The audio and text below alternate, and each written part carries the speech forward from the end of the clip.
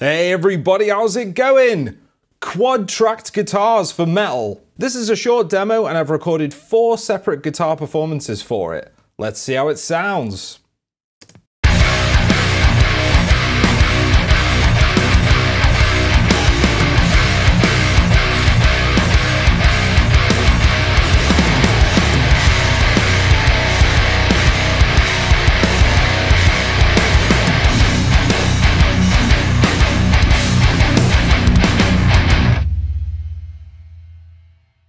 To me, that sounds huge. It sounds great. It's mainly to do with the music itself, the type of riffs, the composition, the mix, all that stuff. That's the most important thing to get something heavy and sounding huge. You don't need 4 guitars. You can do it with 2. 99% of the time, I do it with 2 guitars. I think it sounds great. But I was curious. I've not quad-tracked anything for a very long time. Since I've been doing YouTube, it's all been double tracked. So I was curious to what this would sound like because it's a very late 90s, early 90s nu metal kind of vibe. And I know those producers and those bands were very keen on layers of guitars, especially quad tracking back in the day. And quad tracking's not exclusive to metal. It's done in all genres from like soft rock and R&B and whatnot to blazing death metal, deathcore. So what I've got going on, I'll show you the whole mix, I might as well. ML Drums Essentials, it's basically the modern low preset, tweaked a little bit. There's the mixer, got a tiny little shelf at 40. That is the only processing on the drums. Bass, you've seen it a million times. BOD, scoop, there's the EQ. Compressor, it's only reducing 2 or 3 dB. The distorted track I always use, Mocafix no amp, into an EQ, kind of like a guitar. This is to make the bass pop out the mix. Compressor just as a safety net, barely working. And then the guitars themselves. I really don't see the point in quad tracking if all the tones are exactly the same. That doesn't make any sense to me. So what I started with was, surprise, surprise, neural amp modeler. This is the 14 Meshuggah Dark Clouds. I've demoed this on a video a few weeks back and it just sounds fantastic. It's an all-in-one capture, meaning it's the amp, possibly the pedals as well, going into a speaker that's mic'd up, so you can't change the IR or anything like that. EQ, pretty much what I do all the time. And I've got that panned hard right. And then the second guitar I've got panned hard right. I decided to do both guitars on one side panned to the same value, to 100%, because I feel the more you bring the guitars in, the less wide it feels. I'll explore that in a little bit. What I've got going on, Nalex Ninja, an absolute classic free plugin at this point. In the last year or two, I've not seen people using Nalex Ninja that much, but it's still amazing. It still sounds fantastic. Now this amp is a fair bit more saturated. It has a totally different sound to the 14 Meshuggah capture. The 14 Meshuggah capture is very clanky, modern. It's not got tons of gain. It's got scooped mids in certain points, whereas Nalex Ninja is quite mid-forward, very saturated, articulate in a slightly different way. It's got more of that metalcore sound as opposed to sort of a djenty, clanky sound. I'll compare the two in a minute. So the settings, nothing crazy out of the ordinary. It's very mid-forward, so I've taken the mids down a fair bit there, but it is still quite mid-forward. And I'm going into Big Boot number 2. This is a Jensen Nighthawk. This is my own IR pack, Big Boot. Download it below, it's completely free. This has quite a snarly tone. It's really cool. EQ, pretty much exactly the same as the Meshuggah, but the tone is way different.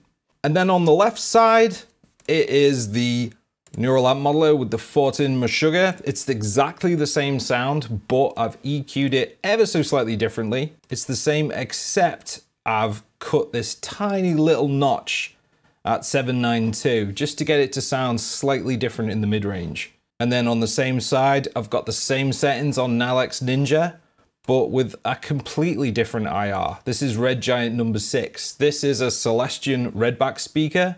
in a Zilla 1x12 cab, mic'd up with an SM48. It's a completely unique IR. This is from my Red Giant pack. Download it below for free, check it out.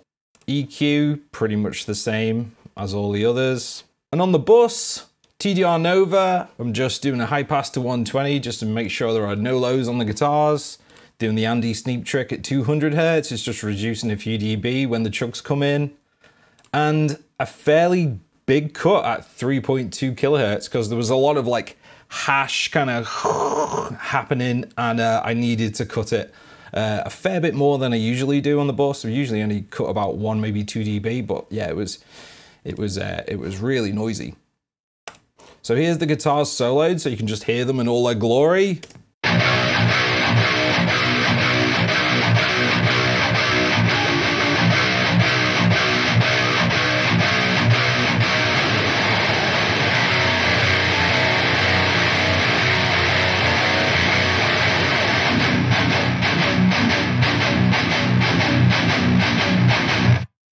So yeah, it's a very big wall of sound, basically. I don't think you can really get a tone like that with just 2 guitars. Double tracking leaves a little bit more room for the bass and the drums and the vocals to breathe.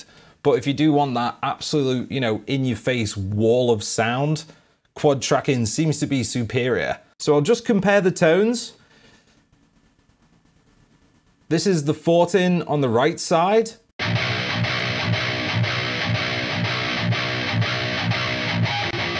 And this is the Nalex on the right side.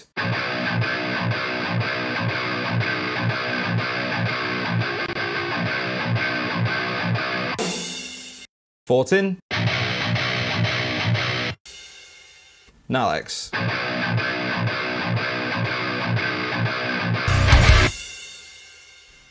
What I can hear is a completely different mid-range. If I'm just to have the Fortin on, I mean, it sounds great. So this is just the Fortin.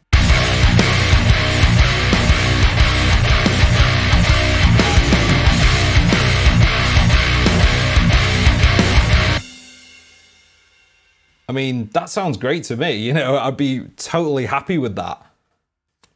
And you know, the guitars could even go a little bit louder with a bit of EQ, boosting the mids a bit. It could be a bit thicker as well. Now let's cut off the Fortin takes and just hear the Nalex takes in the mix.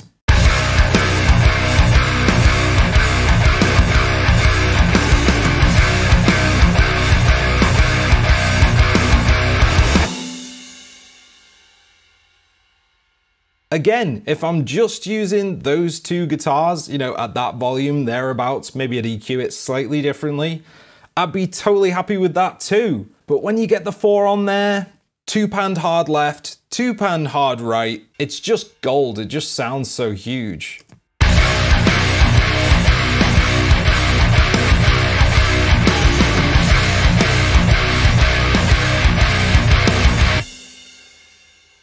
I'll just mute the guitar bus so you can hear the bass and the drums. See how loud the bass is compared to the guitars.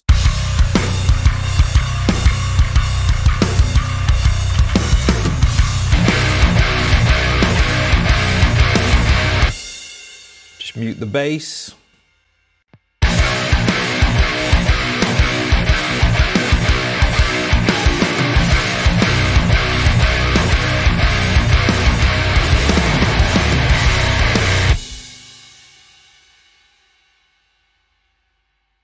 So what would it sound like if I brought the guitars in from 100% left and right? So I'll just bring in the Nalex tracks into, say, 90%.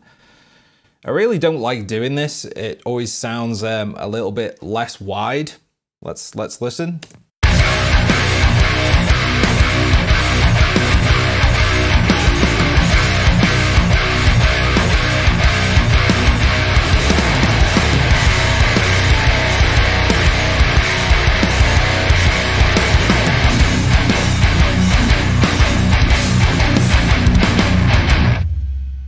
I mean, that sounds okay to me, but I prefer all the guitars panned to the 100% left and right. So let's just check out the bus. One of the things I noticed that's a downside with quad tracking is there's more gain, there's more signal, there's more sound getting pushed.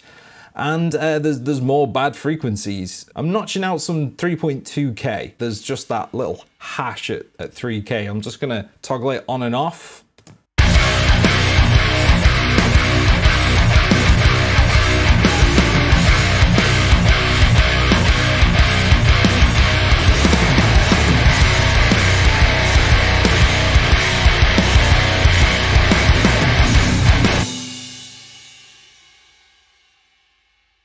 You can hear when I turned on the band that the annoying sort of resonant shh went away. And that's what that's for. So that's about it, guys. That's what I like and what I don't like about quad tracking. Pros, it makes your guitars sound absolutely enormous. It fills in, you can fill in different frequencies with different amp sounds and IR sounds. The cons, it's twice the amount of work. It's a little bit noisier. It's probably a little bit harder to mix. But I think it's worth it in the end. I might start doing it a little bit more here and there, but we'll see. Yeah, so what do you think, guys? Quad tracking, do you do it? If you don't do it, do you feel like trying it? Let me know in the comments. Alright guys, since you made it this far, I just want to plug my music. It's available from the links below. If you like metal, death metal, anything like that, check it out. Thanks for watching, guys. I really appreciate it. And subscribe if you want to see more metal related stuff. I'll be back sometime with a video on something else. So until then, ciao.